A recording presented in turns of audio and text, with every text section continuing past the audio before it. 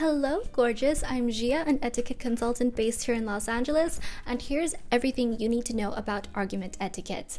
Oscar Wilde was one of the wittiest gentlemen ever. He has had all my favorite quotes, and if you literally Google Oscar Wilde quotes, you will be thoroughly amused. So one of them is, arguments are to be avoided. They are always vulgar and often convincing.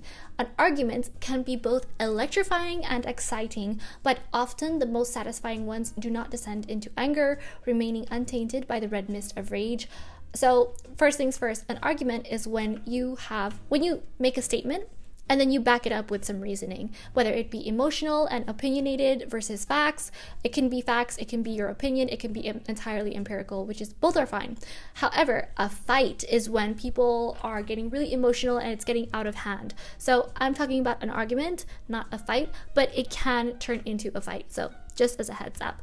After the red mist of rage. So after After all, the aim of an argument should not be solely to win, but to progress the basic understanding of the issue at hand. So you can agree to disagree, and this is achieved more easily if everyone remains calm. So keeping your cool, I have a video on how to remain unbothered, how to keep cool up here. Arguing in person will always be more rewarding than bickering via text, message, or email.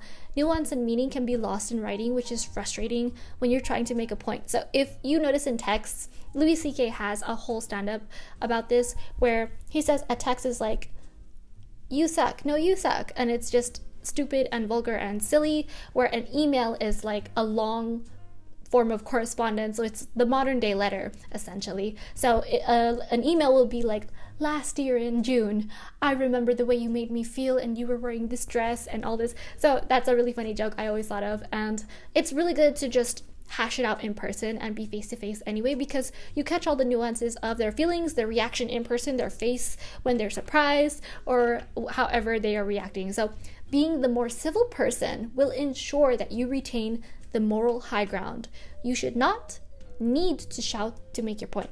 Don't raise your voice. You shouldn't need to shout to make your point. I need to iterate that. So stick to arguing about facts, not the personalities of the people with whom you're arguing. Something I do not understand in the United States culture when it comes to arguments is that they will attack you personally instead of attack your point. So something I love about my Parisian friends and all of my French friends is that we can argue to the point that it's almost going to come to blows, and we're so violently passionate about what we're speaking about, yet afterward our feelings aren't personal. The argument is never personal. And we'll say, after like this huge ordeal, after we'll say, hey, I'll see you at the dinner on Tuesday. And it's not a big deal. Where here in America, it's very, very personal to argue with someone. So keep that separate, and remember that you're talking with a person's opinion or view or something that is not their entire package of who they are. You just don't agree with a small thing about what they're saying at the moment, or whatever it is that you are, whatever situation or circumstance that you are currently in. So concede a point when you have no response to it. And if your argument is based on bias or intuition alone, have the honesty to admit it. So I personally did this recently. So someone was arguing with me about horses and dogs, like which one is smarter. And I said, I spend a lot more time with horses than I have with dogs. So I know more about horses, so I can't say for dogs. And I admitted that I totally have not much information about dogs, but you do treat horses very similarly to dogs when it comes to training them. It was a whole thing, and the person got like really personally offended, and I didn't understand why, but I admitted, and it wasn't a big deal. So some people are just in the heat of the moment. This arms you with a reputation for being reasonable, which confers more power than just ranting. So if you admit that, oh, my knowledge is limited, I'm staying humble, I'm still learning, I'm figuring things out, that brings you to higher ground. So apologize on the spot if you've said something you might regret later. This is something I'm known for doing. So I love arguing. For those of you who don't know, I absolutely love making my point and backing up my thoughts. Even if it's not perfect, I can put up a very compelling and convincing argument. Even though it's not 100% perfect, or not all of it is true, I'm just really good at making my point. And a lot of my family members know this. All my loved ones know this. And the thing is, I am the first one to always apologize, and I make a point of it. I'm the first one to say, you know what, I was wrong.